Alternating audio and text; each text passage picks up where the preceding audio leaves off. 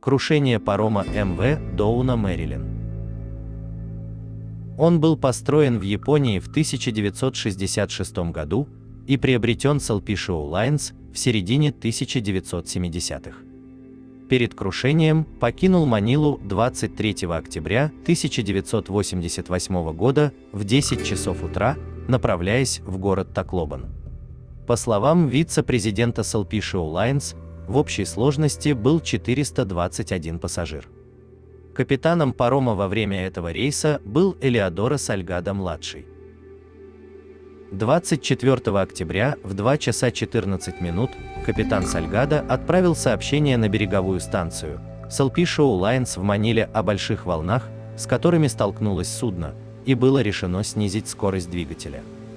К 7 часам 28 минутам утра Сальгадо остановил двигатели из-за ухудшения обстановки.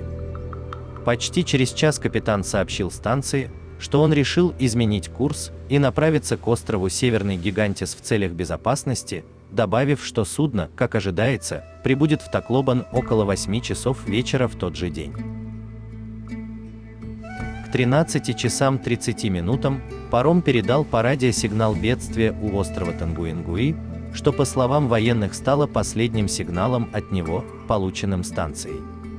Из-за сильного ветра и гигантских волн, вызванных тайфуном Рубин, паром перевернулся около 14 часов дня. Около 400 человек погибли или пропали без вести, в то время как выживших насчитывалось не менее 181 человек. Доуна, Мэрилин был родственным паромом злополучного Донья Пас, затонувшего годом ранее. Капитан парома также пропал без вести.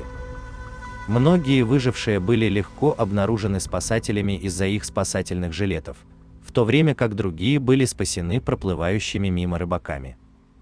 Некоторые, однако, были ограблены бандитами с моторизованными каноэ. Один выживший корабельный казначей Кервин Лим достиг берега острова Альмагро после почти дня в море, но позже был найден ограбленным и убитым с красными отметинами на шее. Во время расследования катастрофы Сенатом, где были представлены такие доказательства, как бортовой журнал, сенатор Джон Осмени утверждал, что поскольку судоходная линия и береговая охрана знали о тайфуне, они должны были быть в состоянии сообщить капитану Сальгадо отклониться от пункта назначения до того, как тайфун достигнет парома. 31 октября Salpishio Lines согласилась предоставить по 50 тысяч фунтов стерлингов каждой из семей погибших. 2 днями позже компания объявила о приостановке на неопределенный срок всех эксплуатируемых паромов. Тем не менее, судоходная линия проигнорировала приказ и продолжила работу, потребовав отдать им официальный приказ, прежде чем они приостановят всю работу.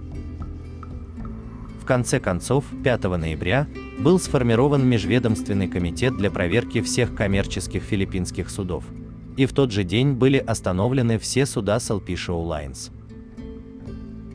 Через несколько дней после формирования комитета Национальная комиссия по телекоммуникациям приостановила работу еще 14 грузовых и пассажирских судов после проверки 216 из них по всей стране из-за неисправности навигационных и коммуникационных средств.